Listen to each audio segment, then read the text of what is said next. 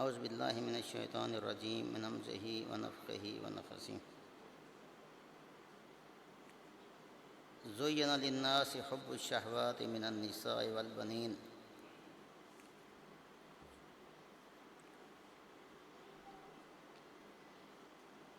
والقناطیر المقنطرۃ من الذہب والفضہ والخیل المسومہ والانعام والحرث ذالک متاع الحیات الدنیا واللہ عندہ حسن المآب قل اونبئکم بخیر من ذالکم للذین اتقوا عند ربہم جنات تجری من تحتہا الانہار خالدین فیہا وازواج مطہرہ ورضوان من اللہ واللہ بصیر بالعباد رب اشرح لی صدری ویسر لی امری واحلل عقدۃ من لسانی یفقہوا قولی رب زدنی علما اللہم انفعنا بما علمتنا وعلمنا ما ینفعنا وزدنا علما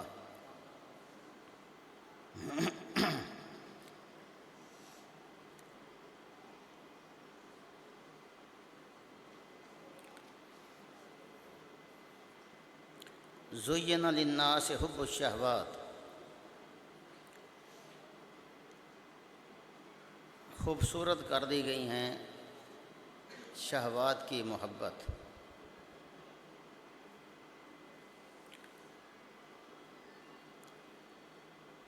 کن چیزوں سے؟ من النساء والبنین، اللہ تعالیٰ نے انسان کے دل میں یہ چاہتیں پیدا کی ہیں، اور یہ چاہتیں مضر نہیں ہیں اگر ان کا استعمال اچھا ہو، پازیٹیو ہو، مثبت استعمال ہو تو ہر انسان کے دل میں ان چیزوں کی محبت رکھی گئی ہے۔ وہ کون کون سی چیزیں ہیں؟ من النساء، عورتوں سے محبت۔ ہر انسان کے دل میں عورت سے محبت ہے، وہ چاہتا ہے میری بیوی ہو، خوبصورت ہو، اچھی ہو۔ یہ ایک فطری بات ہے اور یہ بری چیز نہیں ہے۔ یہ چیزیں جو اللہ نے پیدا کی ہیں، جتنی ہمیں نظر آتی ہیں، جو فتنے ہیں، یہ ساری چیزیں آزمائشیں ہیں۔ اگر ان کا استعمال اچھا ہو تو یہ چیزیں بری نہیں ہیں۔ ان کا استعمال وہ ان کو اچھا یا برا بنا دیتا ہے۔ اب عورت سے محبت اگر نہ ہوگی تو بنی نوع آدم انسانیت کیسے بڑھے گی؟ انسانیت کے بڑھنے کے لیے مرد کے دل میں عورت کی چاہت کا ہونا ضروری ہے۔ پھر یہ چاہت ہوگی، اولاد ہوگی، اولاد ہوگی تو دنیا میں آبادی ہوگی، اور پھر انسان کے اندر یہ خواہشات ہیں۔ اگر انسان ان خواہشات کو اگر اپنی بیوی کے ساتھ اپنے معاملات طے نہیں کرے گا تو ظاہر ہے کہ وہ برائی میں ملوث ہو جائے گا۔ جہاں یہ امتحان ہے وہاں یہ اچھی بات بھی ہے۔ آپ صلی اللہ علیہ وسلم نے فرمایا کہ مجھے عورتوں سے محبت ہے۔ ادھر آپ نے یہ بھی فرما دیا کہ میں اپنے بعد انسانوں کے لیے، مردوں کے لیے عورتوں سے بڑھ کر کوئی فتنہ نہیں چھوڑے جا رہا۔ ادھر یہ بھی فرمایا کہ الدنیا کلھا متاع، دنیا سارا فائدے کا سامان ہے۔ وخیر المتاع الدنیا المرأۃ الصالحہ، اور دنیا میں جو فائدے کا سامان ہے ان میں سب سے اچھا سامان نیک بیوی ہے۔ تو یہ بری نہیں ہے۔ اللہ رب العزت نے انسان کے دل میں اس کی اشتہا رکھی ہے، اس کی چاہت رکھی ہے۔ تو زین للناس حب الشہوات من النساء والبنین، اولاد کی محبت ہے۔ اب بیوی سے محبت کس وقت بری ہے؟ جب بیوی کے کہنا مان کر بے دین ہو جائے، بیوی کے انتخاب میں غیر شرعی امور کے سامنے رکھے، اس کا مال دے کر اسے شادی کرے یا اس کی نسب دے کر شادی کرے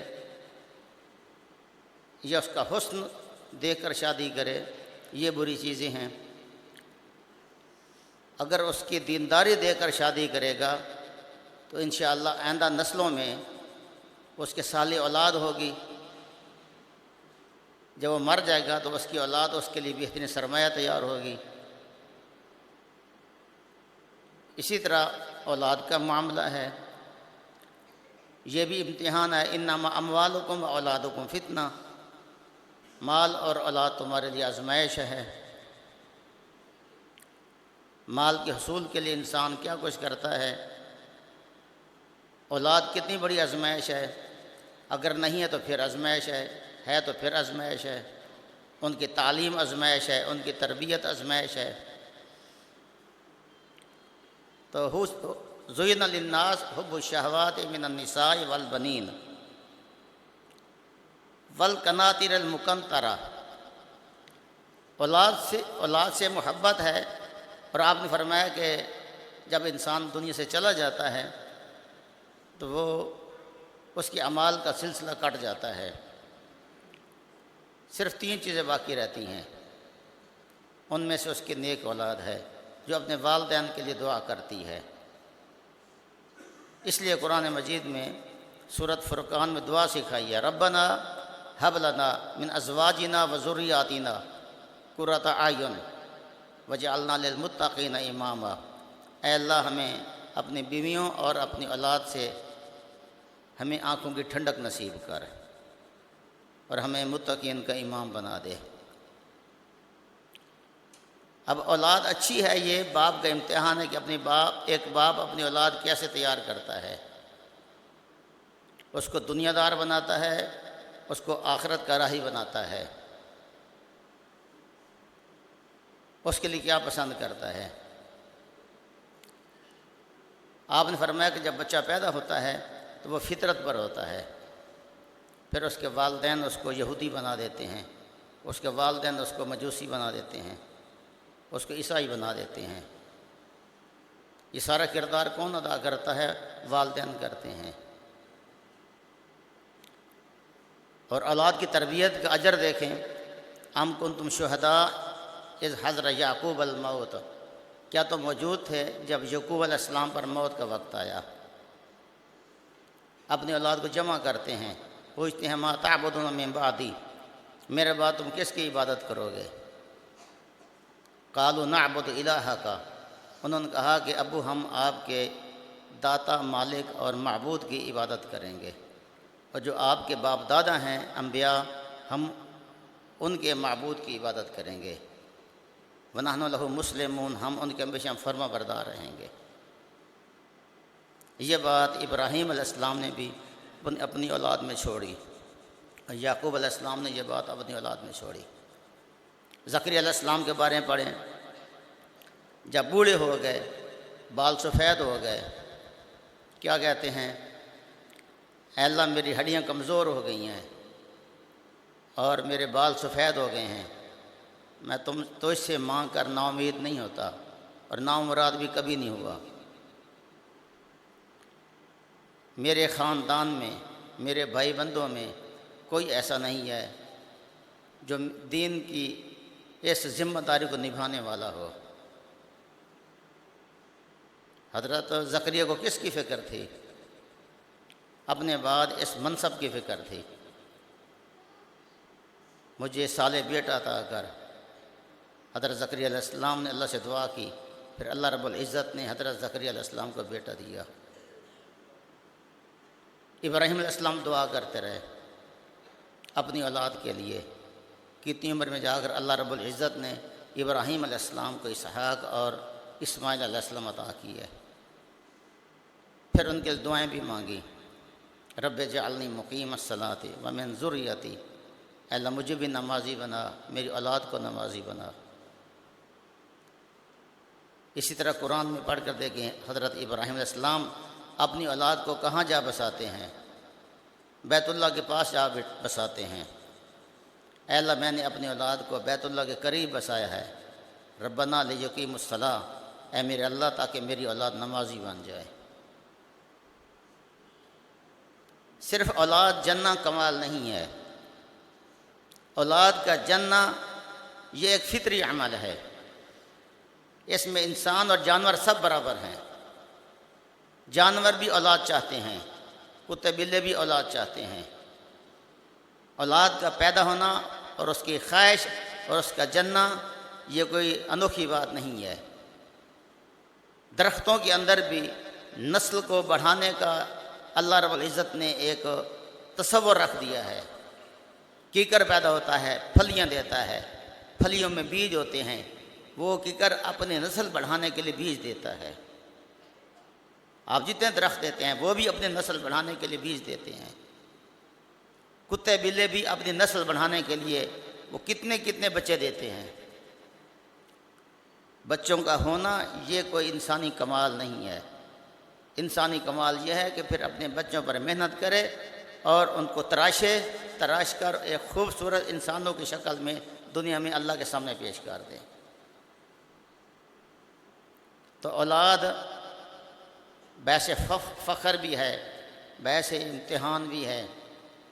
تو اللہ فرماتا ہے کہ یہ چیز، یہ تصور ہم نے اولاد کی محبت اور بیویوں کی محبت یہ انسانوں کے دل میں ہم نے رکھ دی ہے، اور اس لحاظ سے یہ ضروری بھی تھی۔ اگر یہ محبت کا تصور نہ ہوتا تو پھر دنیا میں انسانیت ناپید ہو جاتی۔ یہ تصور موجود ہے، لہذا اللہ تعالیٰ نے اس کے ذریعے انسانوں کی آبادی کو بڑھا دیا۔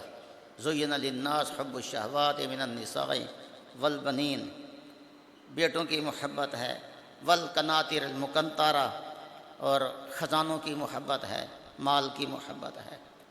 مال کی محبت بھی بہت ضروری ہے۔ اگر مال کی محبت نہ ہو، ایک آدمی اپنے گھر کو کیا لئے تیار کرے گا، مکان کیسے بنائے گا، بچوں کی تعلیم و تربیت پر کیسے خرچ کرے گا، اپنی بیوی کی ضروریات کیسے پوری کرے گا، اور صدقہ خیرات کیسے دے گا۔ مال کا ہونا بھی ازحد ضروری ہے۔ اس لیے شرعی طور پر جو آدمی مال کماتا ہے رزق حلال کے ذریعے، وہ اللہ کا دوست ہے۔ اس لیے آپ نے فرمایا جو آدمی دینے والا ہے، جو اوپر والا ہاتھ ہے، وہ نیچے والے ہاتھ سے بہتر ہے۔ تو مال کی محبت بھی مضر نہیں ہے۔ مال کی محبت مضر کس وقت ہے؟ جب مال کی محبت دل میں آ جائے، جب مال کی چاہت دل میں آ جائے، دل میں یا اللہ کی محبت ہوگی یا مال کی محبت ہوگی، یا اللہ کی محبت ہوگی یا دنیا کی محبت ہوگی۔ اللہ قرآن میں فرماتے ہیں کہ میں نے کسی انسان کے سینے میں دو دل نہیں رکھے، اس میں ایک ہی دل ہے، یہ وہ اللہ کا فرمانبردار ہے، یہ اللہ کا نافرمان ہے۔ تو مال کی محبت پوری نہیں ہے۔ مال اکٹھا کیا جائے، قیامت کے دن جو آدمی زکوٰۃ نہیں دے گا، اس کے مال کو اجتہا کی شکل دے دی جائے گی، اور اس کے جبڑے پکڑ کر کہے گا کہ میں تیرا مال ہوں۔ یوم یحمى علیہ فی نار جہنم، قیامت کے دن یہ کرنسی جو ہم جمع کرتے ہیں، چونکہ اس کی اصل سونا چاندی ہے۔ کسی ملک کے پاس کتنی کرنسی ہوتی ہے؟ جتنا اس کے پاس زر مبادلہ ہوتا ہے، جتنا اس کے پاس مال ہوتا ہے۔ تو روپے پیسے کی اصل کیا ہے؟ وہ سونا چاندی ہے۔ قیامت کے دن اس کے سونے چاندی کو، اس کے مال کو سونے چاندی کی شکل میں اس کی تختیاں بنا دی جائیں گی، پلیٹیں بنا دی جائیں گی، انہیں آگ میں گرم کیا جائے گا اور اس کی پیٹھیں داغی جائیں گی۔ یہ مضر کس وقت ہے؟ جب مال کے ذریعے آپ ظلم کریں، مال کے ذریعے آپ لوگوں کا ان کو گھٹیا سمجھیں، مال کے ذریعے ان پر کیس بنائیں، مال کو باعث افتخار سمجھیں، باعث فخر سمجھیں۔ جب آپ مال کماتے ہیں اپنی ضروریات کے لیے، اپنے بچوں کی ضروریات کے لیے، غریبوں کے لیے، گرے پڑے ہوں کے لیے، یہ جو اللہ میں مال دیتا ہے بعض افراد کو بہت دے دیتا ہے اور بعض کو بہت تھوڑا دیتا ہے۔ بعض کو زیادہ کیوں دیتا ہے؟ اس لیے کہ جو گرے ہوئے پڑے لوگ ہیں ان کو کھڑا کریں۔ آپ نے فرمایا جو تمہیں مال ملتا ہے یہ تمہارے کمزوروں کے لیے ملتا ہے۔ تمہارے بچے کمزور ہیں، ان کی ضروریات ہیں، تمہارے پڑوسی ہیں، تمہارے ہمسائے ہیں، تمہارے دوست ہیں، معاشرے کے غرباء ہیں، مساکین ہیں، ان کے لیے ہمیں اللہ رب العزت یہ مال دیتا ہے۔ مال کا جمع کرنا مضر نہیں ہے، مال فی نفس ہی برا نہیں ہے، اس کا استعمال اس کو اچھا یا برا بنا دیتا ہے۔ اگر آپ اس مال کے ذریعے تکبر کرتے ہیں، مالدار بن کر غریبوں کو گھٹیا سمجھتے ہیں، یہ تکبر ہے، یہ مال برا ہے۔ اللہ اکبر۔ صحابہ کرام میں مالدار لوگ بھی تھے، وہ اپنے مال کو اللہ کی راہ میں بہاتے تھے۔ صحابہ کرام جو مالدار تھے وہ غرباء کو گھٹیا نہیں سمجھتے تھے۔ آج دو قومیں بن گئی ہیں، ایک رجے کی قوم ہے، ایک بھوکے کی قوم ہے۔ جس کے پاس مال دولت ہے وہ اپنے رشتہ داروں سے بھی اوپرا بن گیا ہے، وہ اپنے رشتہ داروں کو بھی رشتہ دینے لینے میں ان کے قریب نہیں جائے گا کہ ان کے پاس مال کم ہے۔ یہ مال فتنے کا باعث ہے۔ آدمی کے پاس پیسہ آ جائے دوستیوں کا لیول بدل جاتا ہے۔ آج میں یہاں کوٹھی نہیں بناتا، میں کسی بڑے پڑھے لکھے ماحول میں یا دولت مند ماحول میں یا جہاں ایم پی ایم این ایز رہتے ہیں وہاں جا کر میں کوٹھی بناؤں گا۔ یہ ہمارا ایک سٹینڈرڈ آف لیونگ ہے، رہنے کا ایک ہمارا سٹائل ہے۔ صحابہ کرام کے دور میں صحیح مسلم میں آتا ہے کہ مسجد نبوی کے پاس جب کچھ مکانات خالی ہو گئے، بعض صحابہ کرام نے یہ خیال ظاہر کیا ہم مسجد کے نزدیک منتقل ہو جاتے ہیں۔ آپ صلی اللہ علیہ وسلم کو اس بات کی اطلاع ملی، آپ نے فرمایا کہ تم اپنے اپنے گھروں میں رہو، تمہارے آنے کے قدموں کے نشان لکھے جائیں گے۔ جب ہم مسجد سے دور اپنی رہائشیں بنائیں گے، ہماری اولاد کیسے نمازی بنے گی؟ جب ہم مسجد سے دور اپنی رہائشیں بنائیں گے، جب ہمارے دوست، ہمارے رشتہ دار، ہمارے جن کو ہم چاہتے ہیں وہ بے دین ہوں گے، یہ بیمار دل کی علامت ہے۔ وہ کن سے محبت کرتا ہے؟ بے دینوں سے محبت کرتا ہے۔ صحت مند دل اللہ سے محبت کرتا ہے اور اللہ کے دوستوں سے محبت کرتا ہے۔ رسول اللہ صلی اللہ علیہ وسلم اللہ سے دعا مانگتے ہیں، اللہم انی اسألک فعل الخیرات، اے اللہ مجھے اچھے کاموں کی توفیق عطا فرما، وترک المنکرات، مجھے گناہ چھوڑنے کی توفیق عطا فرما، وحب المساکین، مجھے مسکینوں کی محبت عطا فرما، اور مجھے بخش دے، مجھ پر رحم کر۔ اللہم انی اسألک حبک، اے اللہ میں تو سے تیری محبت مانگتا ہوں، وحب من یحبک، جو تو سے محبت کرتے ہیں میں ان کی محبت مانگتا ہوں، وحب عمل یقربنی الی حبک، جو لوگ تو سے محبت کرتے ہیں میں ان کی محبت مانگتا ہوں، ان اعمال کی محبت مانگتا ہوں جو اعمال تجھے پسند ہیں۔ بیٹھ جائے، کیا مسئلہ ہے؟ زین للناس حب الشہوات من النساء والبنین والقناطیر المقنطرہ، سونے چاندی کے ذخائر، ان سے انسان کی فطرت میں طبعاً محبت ہے۔ من الذہب والفضہ والخیل المسومہ، اور نشان زدہ گھوڑے، اس سے انسان محبت کرتا ہے، جانور سے محبت کرتا ہے، مویشیوں سے محبت کرتا ہے۔ یہ ساری محبت یہ بری نہیں ہے۔ آپ ذہن میں رکھ لیں کہ محبت کون سی بری ہے؟ جو محبت انسان کو اللہ سے دور کر دیتی ہے۔ ذالک متاع الحیات الدنیا، اے لوگو یہ سارا جو کچھ تمہیں میں نے بتا دیا ہے یہ دنیا کا سامان ہے، یہ سارا دنیا کا سامان ہے۔ اگر تم ان سے دنیا کی محبت کی بنیاد پر، دنیا کے تعلق کی بنیاد پر محبت کرو گے تو تمہاری محبتیں یہیں رہ جائیں گی۔ اگر ان سے محبت اللہ کی محبت کی بنیاد پر ہوگے تو پھر یہ محبتیں قیامت کے دن بھی قائم رہیں گی۔ اور ایک اللہ قرآن میں فرماتے ہیں کہ آج قیامت کے دن تمام دوست آپس میں دشمن بن جائیں گے، صرف وہ دوست دشمن نہیں بنیں گے جن کی محبت تقوی کی بنیاد پر تھی۔ اگر اللہ کی محبت کی بنیاد پر وہ محبت ہے تو وہ دشمن نہیں بنیں گے، اس کے علاوہ دنیا کے ساری دوستیاں دشمنی میں بدل جائیں گی۔ ذالک متاع الحیات الدنیا، دنیا کا سامان ہے۔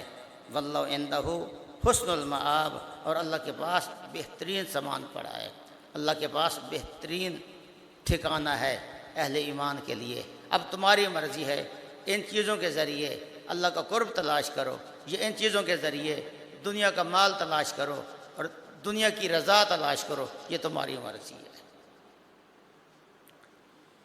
کل اے نبی ان سے کہہ دو، او نبئکم، کیا میں تمہیں بتا دوں، بخیر من ذالکم، اس سے بھی بہتر چیزیں، یہ دنیا کا سامان ہے، میں تمہیں اس سے بہتر چیزیں بتا دوں۔ للذین اتقوا، یہ ان لوگوں کے لیے ہیں جو متقی ہیں۔ ہر آدمی کے لیے سامان نہیں ہے، ہر آدمی کے لیے یہ مقام نہیں ہے، اہل تقوی کے لیے ہے۔ تقوی کسے کہتے ہیں؟ تقوی کا سب سے کم درجہ مسلمان ہونا، شرک اور کفر سے بچنا، کبائر سے بچنا، پھر انسان تقوی میں ترقی کرتا جاتا ہے، حتیٰ کہ شبہ کی بنیاد پر جس کے اندر حرام ہونے کا شبہ ہوتا ہے اس کو بھی چھوڑ دیتا ہے۔ آدمی اللہ کا قرب کیسے تلاش کر سکتا ہے؟ تقوی کی بنیاد پر اللہ کا قرب تلاش کر سکتا ہے۔ قرآن کیا کہتا ہے؟ ذالک الکتاب لا ریب فیہ ھدی للمتقین، یہ کتاب ہدایت ہے، یہ کس کو فائدہ دیتی ہے، یہ کس کی رہنمائی کرتی ہے؟ جو متقین ہوتے ہیں۔ اگر تقوی نہیں ہوگا تو قرآن بھی فائدہ نہیں دے گا۔ جو آدمی تقوی میں جتنا بڑھتا جائے گا اس کو قرآن اتنی ہدایت دیتا جائے گا۔ تو فرمایا ان لوگوں کے لیے للذین اتقوا عند ربہم، ان کے رب کے ہاں ان لوگوں کے لیے سامان ہے جو متقی ہیں۔ ہے کیا؟ جنات تجری من تحتہا الانہار، ان کے لیے جنتیں ہیں جن کے نیچے نہریں بہہ رہی ہیں۔ وہ جنت کیسی ہے؟ فلا تعلم نفس ما اخفی لهم من قرۃ اعین، کوئی انسان نہیں جانتا کہ اس کی آنکھوں کی ٹھنڈا کا ہم نے کیا سامان تیار کر رکھا ہے۔ نبی صلی اللہ علیہ وسلم فرماتے ہیں کسی آنکھ نے وہ چیز دیکھی نہیں ہے، کسی انسان کے کان میں اس کا صحیح تصور آواز نہیں آئی، سنا بھی نہیں ہے اس نے، کسی انسان کے دماغ میں اس کا پورا کنسیپٹ نہیں آیا۔ ایسی ہے دنیا کے اندر اس کی کوئی مثال نہیں ہے۔ اس کی تعمیر دیکھیں، ایک اینٹ سونے کی ہے، ایک چاندی کی ہے۔ اس کے اندر پھل اور اللہ رب العزت کی طرف سے جو میوہ جات ہیں آپ ان کو دیکھیں، وَعُتُوبِهِ مُتَشَابِهَاتٍ، ملتے جلتے فروٹ دیے جائیں گے۔ آخرت میں ایسی چیزیں ہیں کہ نام دنیا میں ان کے ہم نام پہچان سکتے ہیں، ان نعمتوں کی چکھا ہی کسی نہیں ہے، اس کی قدر و قیمت کا اندازہ میں کیسے ہو سکتا ہے؟ آپ نے فرمایا کہ اللہ نے دنیا میں ایک مومن کے لیے حور تیار کی ہے، اس کا دوپٹہ اگر فضا میں اس کا جھاڑے آسمان اور زمین کے درمیان یہ خلا خوشبو سے بھر جائے، اور جھاتی ڈالے تو سورج کی روشنی ماند پڑ جائے، وہ نعمتیں مستقل ہوں گی۔ جس آدمی کے دل میں آخرت کا تصور بیٹھ جاتا ہے پھر دنیا اس کے نزدیک حقیر ہوتی ہے۔ دنیا مضر نہیں ہے، دنیا کے چاہت میں دیوانہ ہو جانا مضر ہے۔ الدنیا جیفۃ وطلابها کلاب، دنیا کے پیچھے ہاتھ دھو کے پڑ جانا اور اسی کی بنیاد پر دوستیاں اور اسی کی بنیاد پر جینا مرنا اور اسی کی بنیاد پر تعلقات کا استوار ہونا اور اسی کی بنیاد پر تعلقات کے بگاڑ۔ الدنیا جیفہ، دنیا مردار ہے، اس کے پیچھے اس انداز سے پڑ جانے والے اس کے کتے ہیں۔ یہ ہم صحیح جا رہے ہیں یا غلط جا رہے ہیں؟ آپ میں سے ہر آدمی یہ فیصلہ کر سکتا ہے، سوچ سکتا ہے۔ کسی شاہد کی ضرورت نہیں ہے، کسی گواہ کی ضرورت نہیں ہے۔ ولو القا معاذیرہ، جتنے آپ عذر پیش کر لیں، بہانے پیش کر لیں، دوسرے کی بات کو کاٹ لیں، آپ کا ضمیر آپ کو بتائے گا کہ میں غلط کر رہا ہوں یا صحیح کر رہا ہوں۔ ایک باہر میں عابد خان ہوں، ایک اندر عابد خان بیٹھا ہے۔ باہر والا 2 نمبری کرے گا، اندر والا بتائے گا کہ تو صحیح کر رہا ہے یا غلط کر رہا ہے۔ پریں پنچایت میں ہم جھوٹی قسمیں بھی کھا جائیں گے، جھوٹے شواہد اور گواہ بھی مل جائیں گے ہمیں، لیکن ضمیر انسان کا جانتا ہے یہ غلط ہے یہ صحیح ہے۔ بے شک ہم مقدمے کر لیں اور جھوٹے گواہ پیش کر لیں، پریں پنچایت میں جھوٹی باتیں اور ایسی ایسی لاجک پیش کریں کہ ساتھی بھی حیران ہو جائے اور اپنے حق میں فیصلہ کروا لیں۔ رسول اللہ صلی اللہ علیہ وسلم فرماتے ہیں کہ تم میں سے کوئی آدمی میرے پاس آ کر فیصلہ اپنا مقدمہ پیش کرتا ہے اور وہ اپنے بھائی کے مقابلے میں زیادہ زبان دراز ہوتا ہے اور مجھ سے مقدمے کا فیصلہ اپنے حق میں کروا کے چلا جاتا ہے، وہ یہ نہ سمجھے کہ میں محمد کریم سے فیصلہ کروا کے جا رہا ہوں، وہ یہ سمجھے میں آگ کا ٹکڑا لے کے جا رہا ہوں۔ قاضی کا فیصلہ ظاہر میں نافذ ہوتا ہے، حقیقت دل میں نافذ نہیں ہوتا۔ اے نبی ان سے کہہ دو او نبئکم بخیر من ذالکم، کہ میں تمہیں اس سے بہتر بتا دوں، للذین اتقوا ان لوگوں کے لیے ہے جو متقی ہیں، عند ربہم جنات تجری من تحت الانہار، ان کے رب کے پاس ان کے لیے جنتیں ہیں جن کی نیچے نہریں بہہ رہی ہیں، دودھ کی نہریں ہیں، شراب کی نہریں ہیں۔ نہر کا تصور کثرت اور بہتات کو بھی ظاہر کرتا ہے کہ نعمتیں اس قدر ہوں گی کہ ان کی کمی نہیں ہوگی۔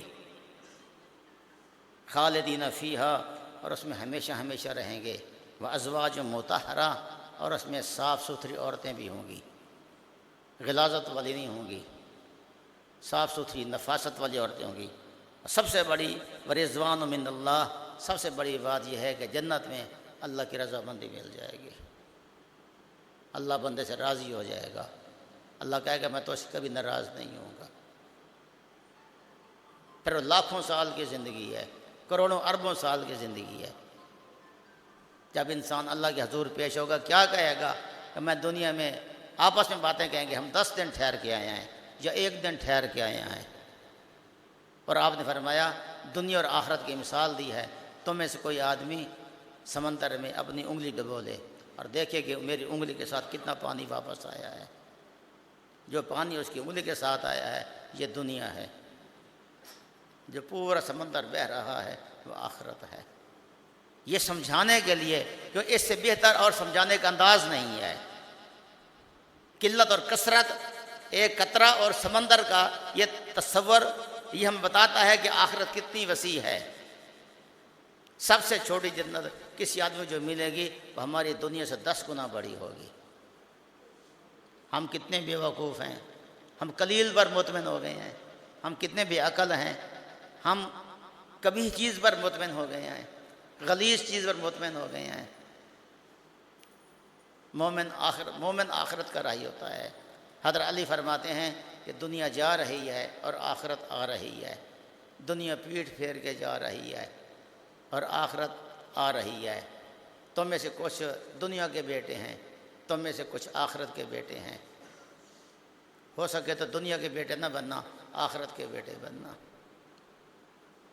حضرت عمر فرماتے ہیں دنیا میں اپنا محاسبہ کیا کرو، احتساب، اپنا محاسبہ کرو اکیلے بیٹھ کر، میں کیسے جا رہا ہوں۔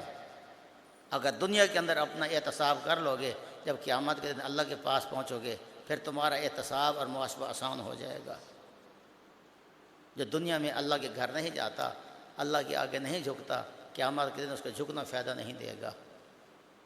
کل امت جاسیہ، ہر امت گھٹنوں کے بل گری پڑی ہوگی۔ جو یہاں اتحیات میں بیٹھے گا، اللہ کے سامنے بیٹھ کر اتحیات للہ والصلوات، عاجزی کے ساتھ اللہ کے آگے گھٹنے ٹیک کے بیٹھے گا، وہاں اس کو اس موقع پر اللہ آسانی نصیب فرمائے گا۔ یہ دنیا مسجد تربیت کی جگہ ہے، دنیا میں آپ اللہ کا تعارف حاصل کر لیں، آخرت میں اللہ کا تعارف ہو جائے گا۔ یہ نہ ہو کہ ہم دنیا سے چلے جائیں اور ہمیں اللہ کا تعارف ہی نہ ہو۔ اس سے بڑا بد نصیب کون آدمی ہے کہ دنیا سے جائے اور اس اللہ کی پہچان نہ ہو۔ اپنے باپ کو تو پہچان کیا جائے، اپنی برادری کو تو پہچان کیا جائے، اپنے رشتہ داروں کو تو پہچان کیا جائے، اگر اس بدبخت کو پہچان نہیں ہے تو اللہ کی پہچان نہیں ہے۔ سبحان ربک رب العزت عما یصفون وسلام علی المرسلین والحمد للہ رب العالمین۔